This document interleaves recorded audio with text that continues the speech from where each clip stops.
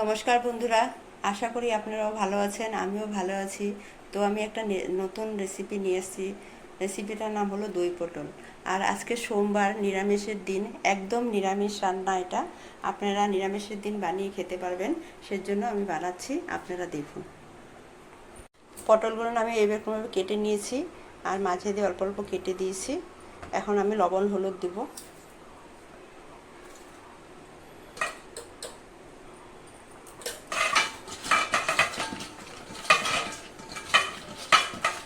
আমি অল্প সময় রেখে দিব।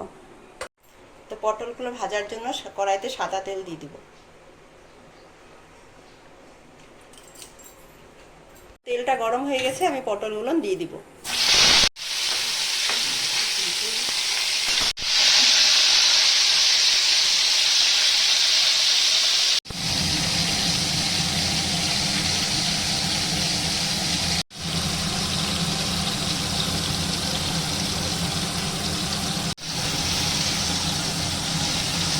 তো পটলটা আমার ভাজা হয়ে গেছে, আমি এখন নামিয়ে দিব।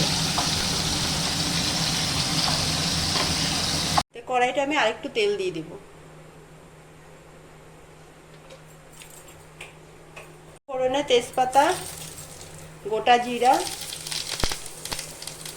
আর গোটা গরম মশলা, অল্প চিনি, টমেটো একটু দিয়ে দিব,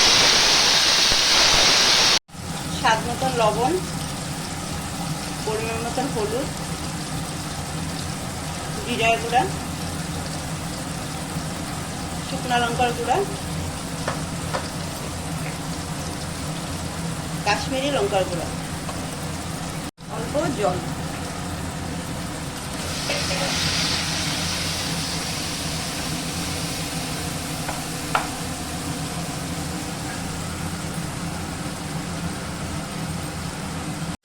মশলাটা আমার ভাজা হয়ে গেছে, এখন আমি টক দই দিয়ে দিব।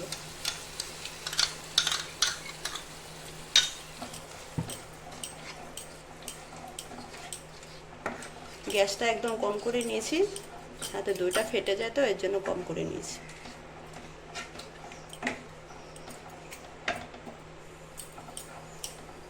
আমি এখন পটলটা দিয়ে দিব।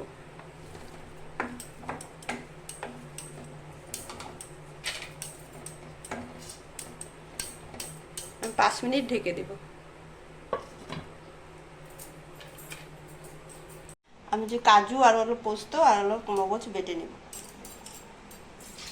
কাজু পোস্ত মগজ বাটাটা হয়ে গেছে। তো 5 মিনিট হয়ে গেছে, ঢাকনাটা উঠিয়ে দিব।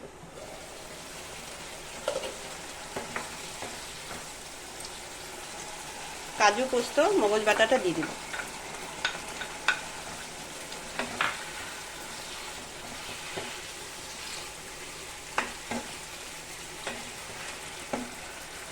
আরো 2 মিনিট ঢেকে দিব।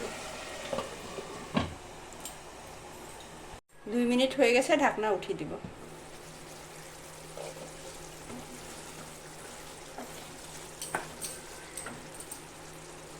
অল্প গরম মশলা দিয়ে দিব।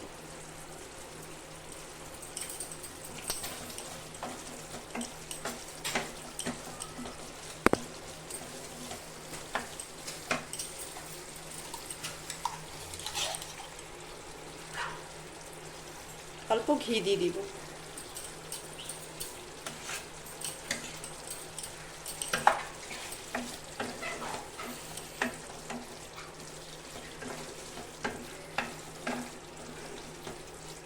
তো বন্ধুরা, দই পটলটা কিরকম লেগেছে আপনারা কমেন্ট করে জানাবেন।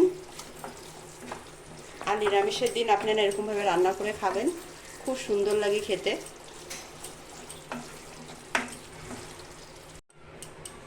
তো বন্ধুরা, আমার রান্নাটা হয়ে গেছে, আমি এখন নামিয়ে দেব। তো বন্ধুরা, রেসিপিটা কীরকম লেগেছে আপনারা কমেন্ট করে জানাবেন আর আমার চ্যানেলটা সাবস্ক্রাইব করবেন।